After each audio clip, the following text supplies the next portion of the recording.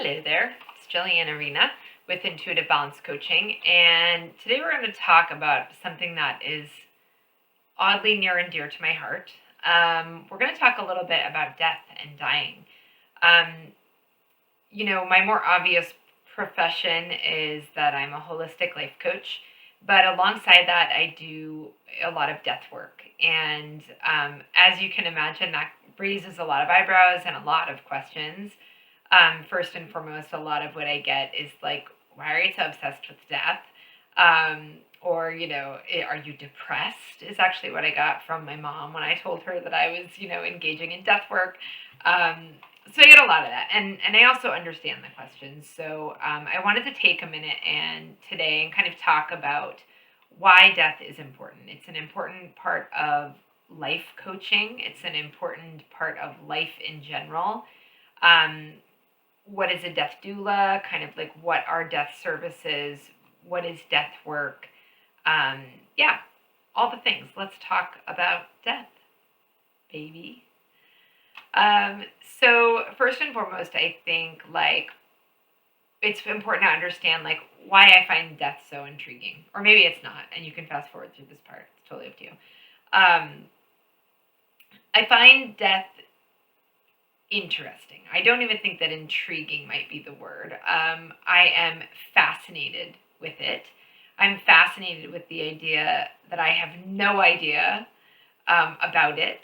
I'm fascinated really about anything where I am 150 million% the student, right? There's no basis for comparison. It's completely intangible. I have no real life experience with it other than, being with people as they have died, or having discussions about it. But one of the things that intrigues me the most about it is that nobody talks about it.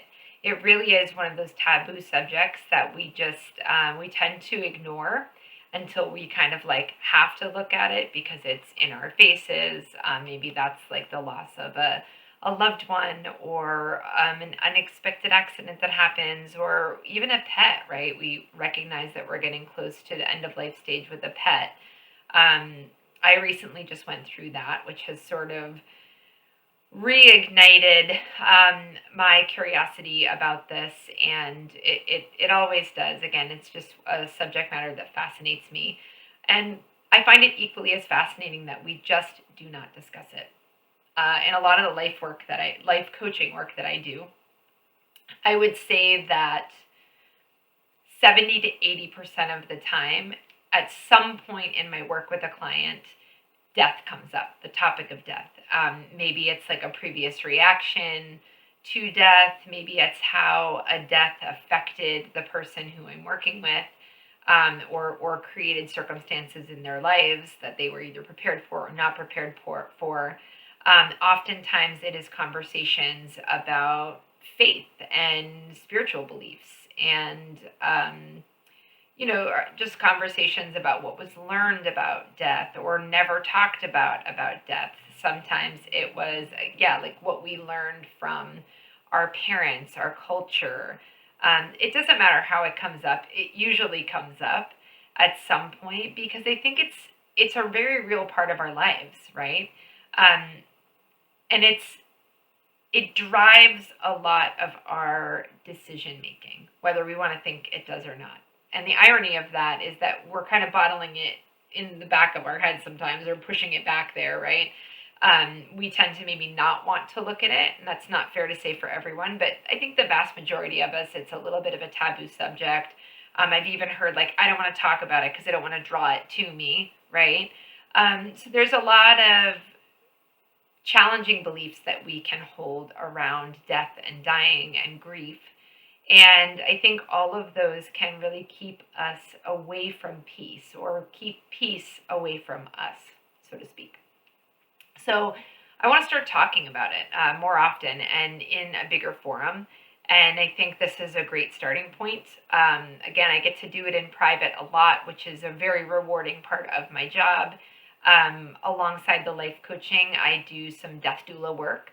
And what a death doula does is basically, as a birth doula creates a birth plan with a person or a couple who is pregnant, a death doula helps to create a death plan, right?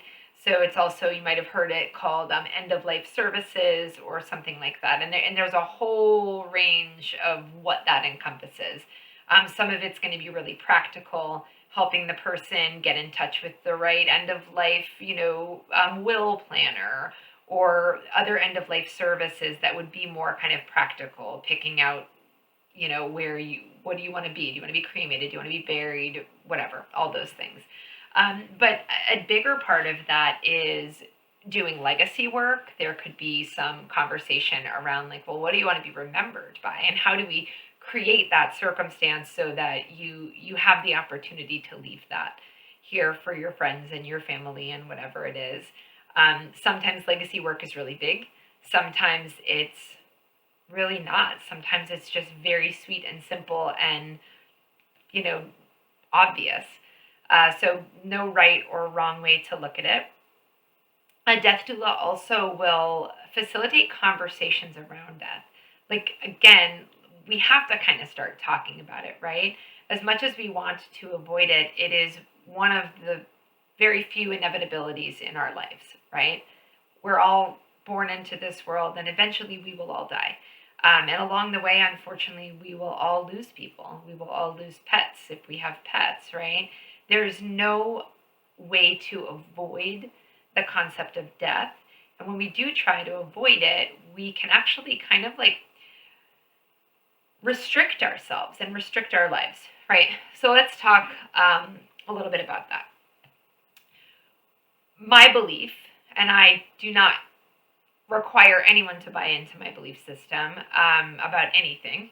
Honestly, I'm a really big believer in your truth is your truth, and who the hell am I to tell you it's wrong? But I truly believe that when we can move from a fear of death into a healthy respect for death, we get to live life without this huge impediment of fear that we may not even know is present, right?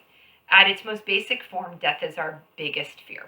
And if you lose your fear of death, truly what is there to be afraid of? And if we go into that, okay, we could pick that apart all day long, and maybe we're going to, I don't know. I have no idea where this conversation is going. That's the fun part about this, is we just get to see where it goes. But I will say that I think we can unconsciously get caught in the fear of death without even necessarily knowing that we are caught in the fear of death, right? And what I mean by that is the things that we are afraid of typically are because they could literally cause death, right?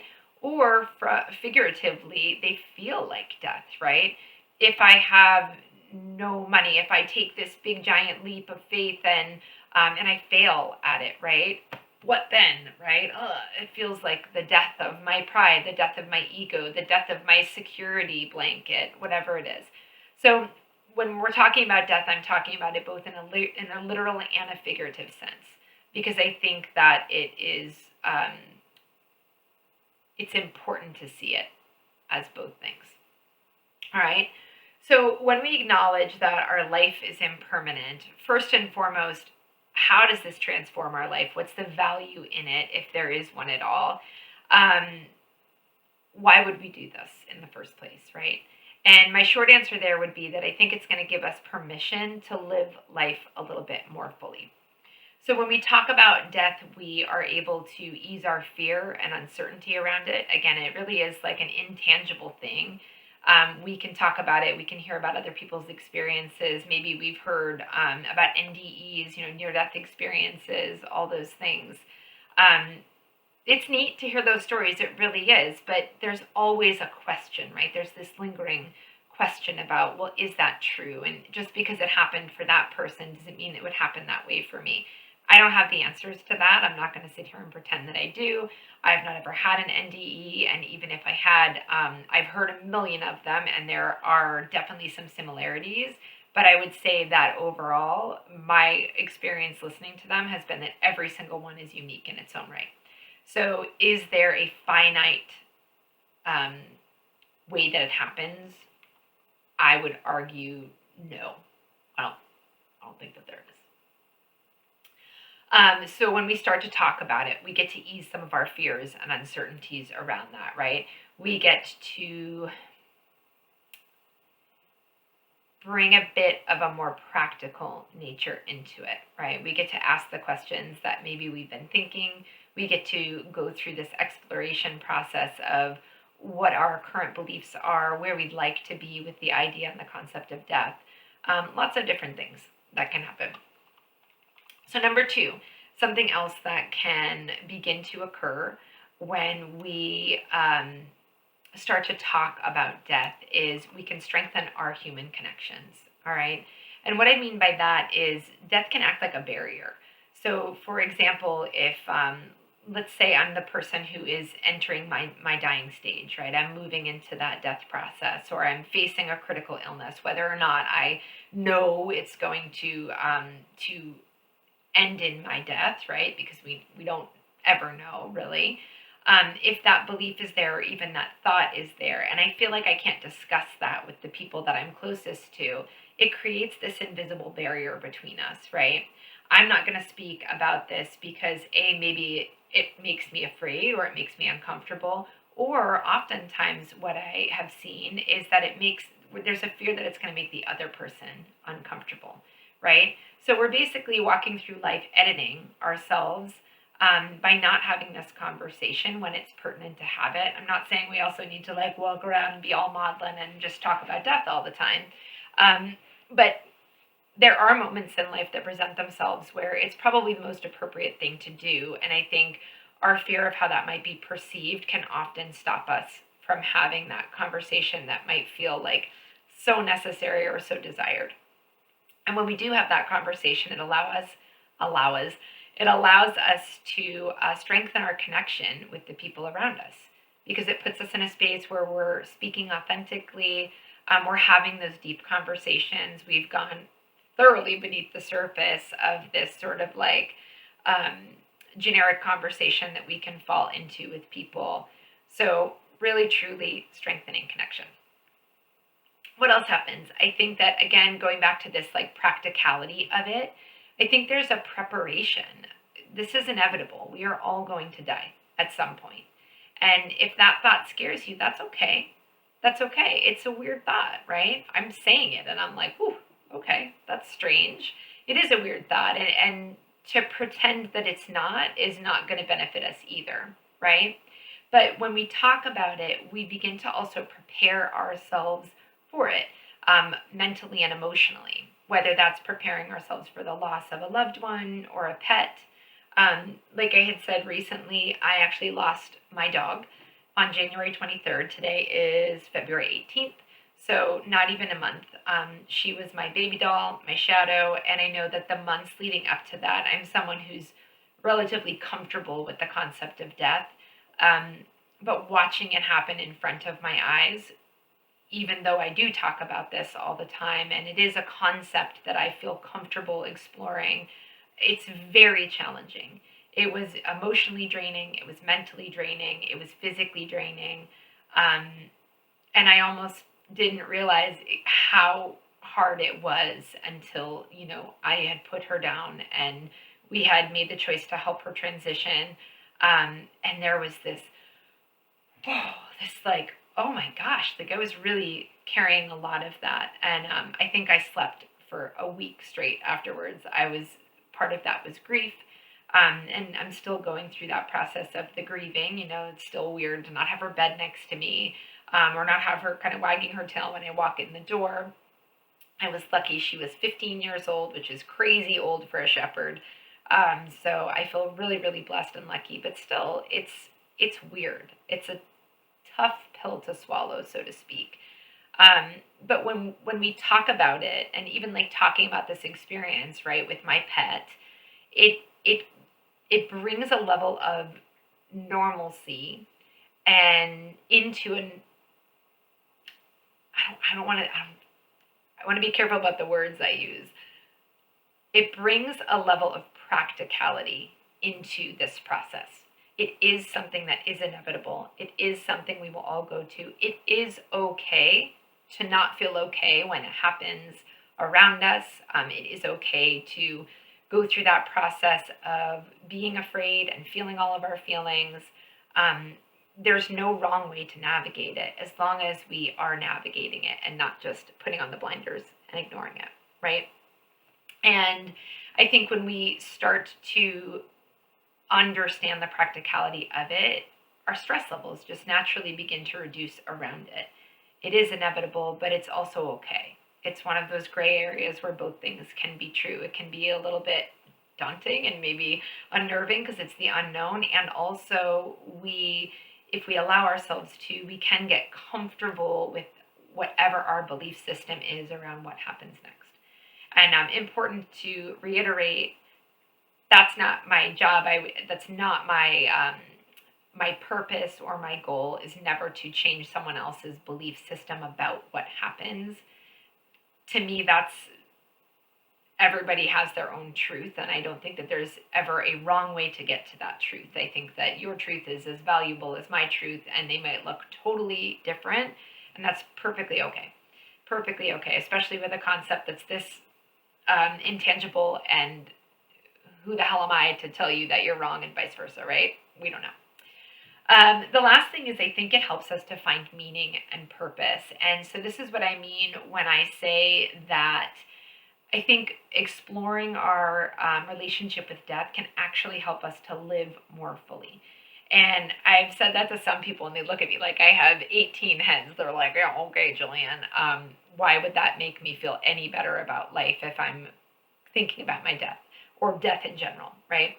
My answer to that is because I think it helps us to value what we're doing here, right? Every single one of us has had that moment of like, like I have to keep doing this. This feels overwhelming. Oh my gosh, I can't overcome whatever this thing is. Oh, I know that this is coming down the line and it makes me nervous.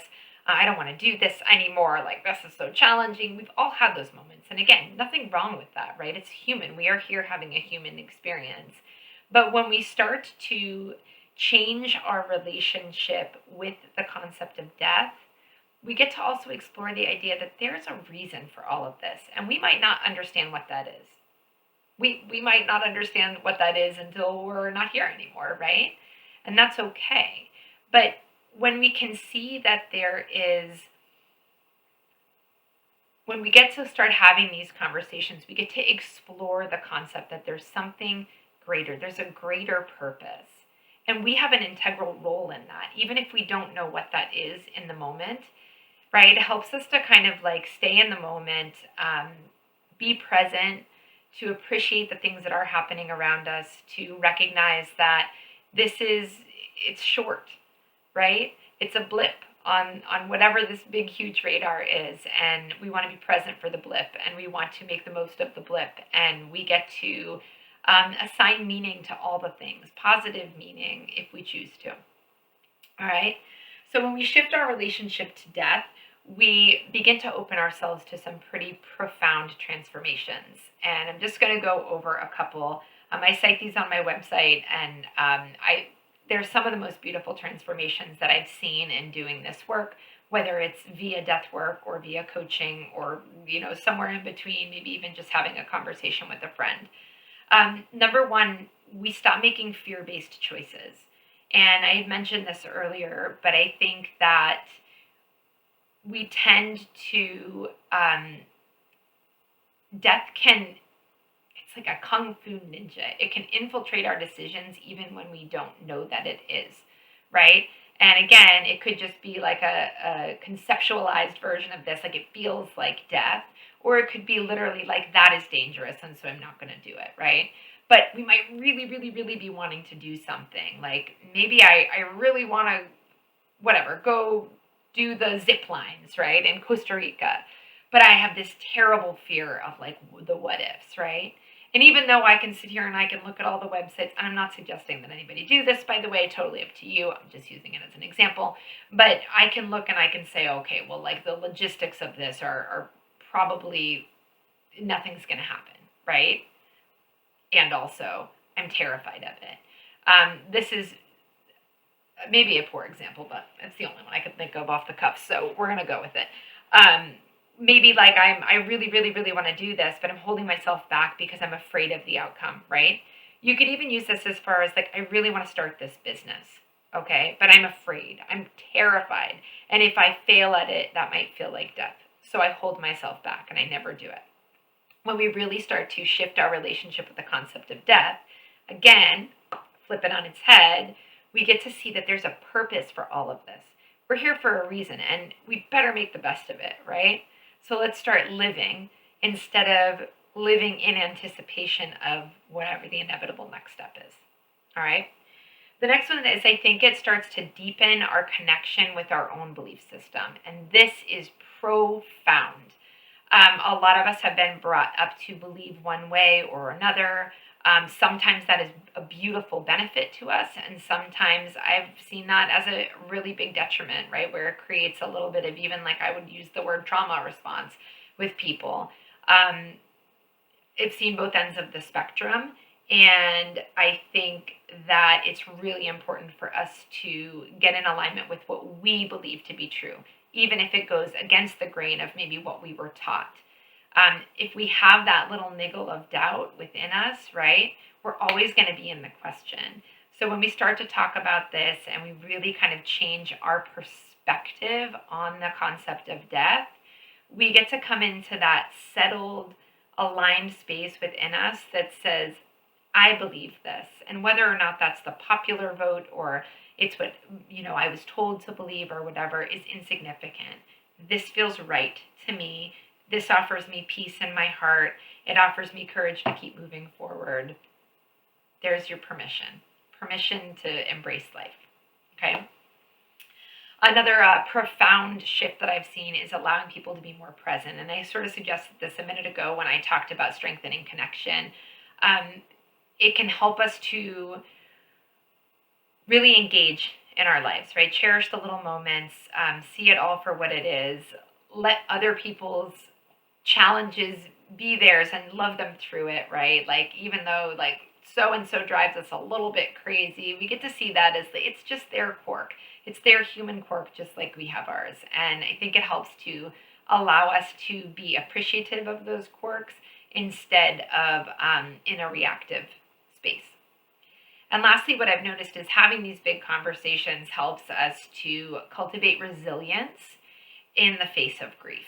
All right. And that doesn't mean that like I'm going to power through it. That's not in the least bit what I'm suggesting. I think it's actually very important that we are authentic in our experience of grief.